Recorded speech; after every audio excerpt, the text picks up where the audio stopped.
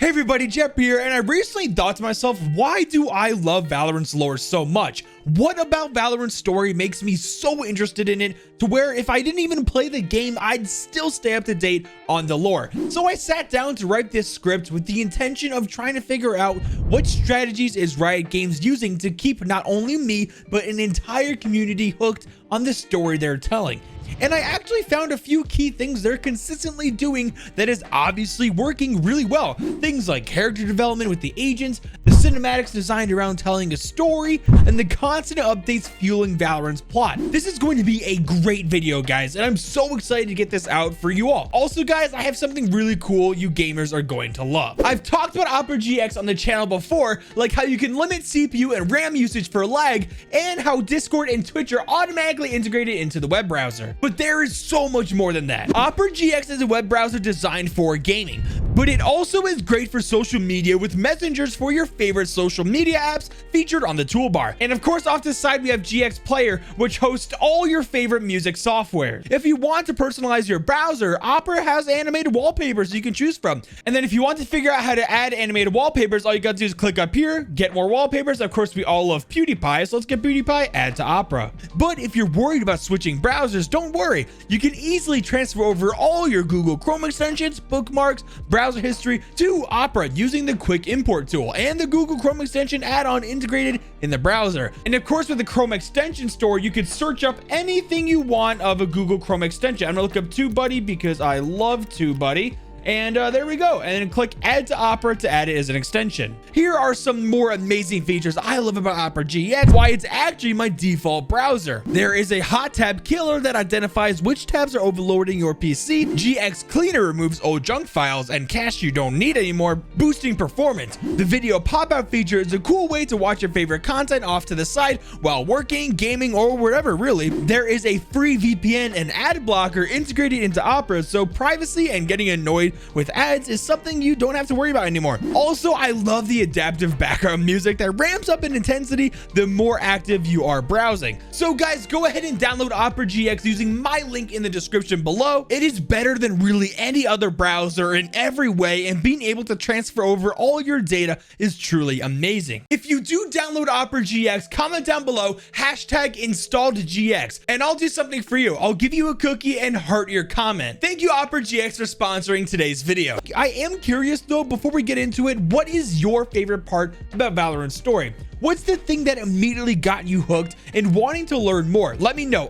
Okay, everyone, so I have a few things I want to go over on why I think Valorant's lore is such a successful story. I think what better way to start us off than the actual theme and plot for the game. The world building for Valorant's story is, I think, one of its greatest achievements. It's a story that isn't too far in the future or past, still has common elements we're familiar to, like planet Earth and all its cities and countries. There is a mysterious substance that gives people incredible powers, but not too overpowered to where they can like single-handedly take over an entire planet if they wanted to. Radiants still feel like they are vulnerable and can still lose, leading to some key character arcs we'll talk about later. And lastly, when it comes to the world building aspects of the lore, it's such a clever thing Riot did to explain why agents are fighting each other on attack and defense, albeit it's confusing, especially to newer fans of the lore, on why Mirror Earth is a thing in the first place. But it gives us quote-unquote villains for the story, but villains that aren't bad or evil for the sake of being evil.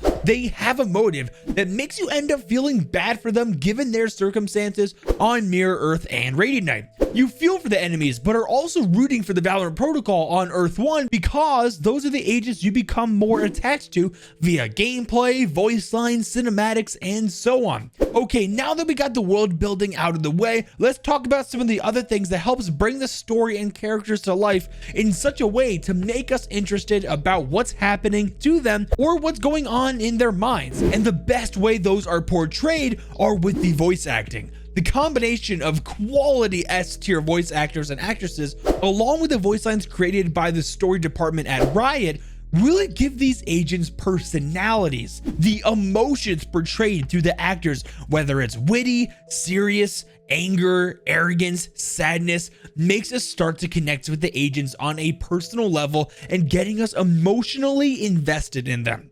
We want to figure out why they are the way they are. We want to learn about their hardships and mistakes, their joys and fears, and what they're doing to advance themselves. Take Phoenix, for example, a witty person gifted incredible powers by Radiant Knight, full of fearlessness, sarcasm, and most of the time, inability to stick to a given plan. We can see the slow transformation of Phoenix's character over time, from the cocky solo agent thinking he can never fail, like in the Duelist cinematic, for example, and what he is today.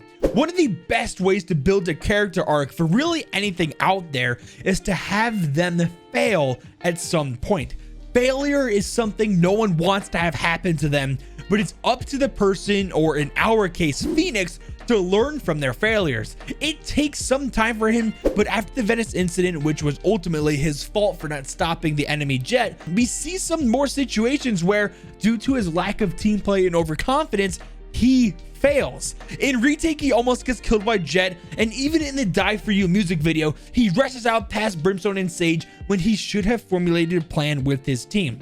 During the cinematic, he gets taught a lesson on why teamwork is so important. Even in the warm-up cinematic recently as well, everyone is getting beat down by the max bot Killjoy and Ray's mate, but it wasn't until Phoenix, of all people, came up with a plan with everyone working together to ultimately accomplish their goal. That's great character development, and that's only one agent on the whole Valorant roster. When you have multiple stories intertwining between various characters, it makes it fun to connect the dots with all of them. Another thing I want to talk about is mystery. One thing is certain when it comes to Valorant's lore, we don't know much about it. Like, in the grand scheme of things, there are so many questions we still don't have answers to, which I think is a smart little tactic done by Riot, because the longer we are theory crafting and in the dark about certain storylines in Valorant, the longer we'll be invested in the story. If they gave us all the answers immediately, it would end up getting pretty boring pretty fast when there's nothing to look forward to.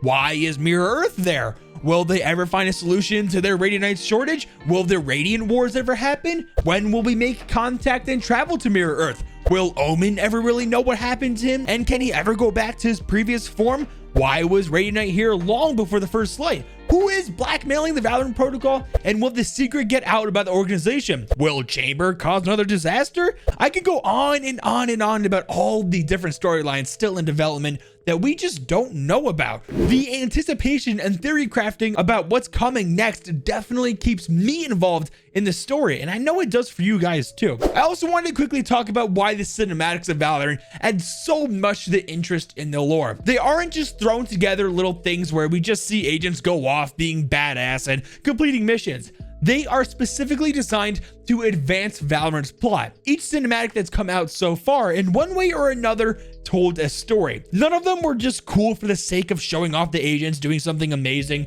Of course, they have some intense action in them, but there is always a deeper meaning or a plot point they are fighting for. It's just another piece of the storytelling, not some just cool video to get views. And I think that adds to the longevity of the cinematics and gives the community something to get hyped for and talk about, also increasing interest. If you made it this far in the video, comment Jeppy is crazy so I know who the cool people are. But I have one last thing I want to talk about before I let you guys go for today's video. I think another huge aspect of the success of Valorant's story is how quickly things are updated. We don't have to wait long at all for something new to be added that we can talk about or piece together to the story. The introduction of Brimstone's office underneath the practice range with the voicemails and the emails is so smart, because it likely doesn't take much effort on Riot's part to update them like every 2 weeks, but it adds so much mystery and interactions with the agents reporting to Brimstone. It also gives us a storyline to look forward to and have theories about in between the bigger lore drops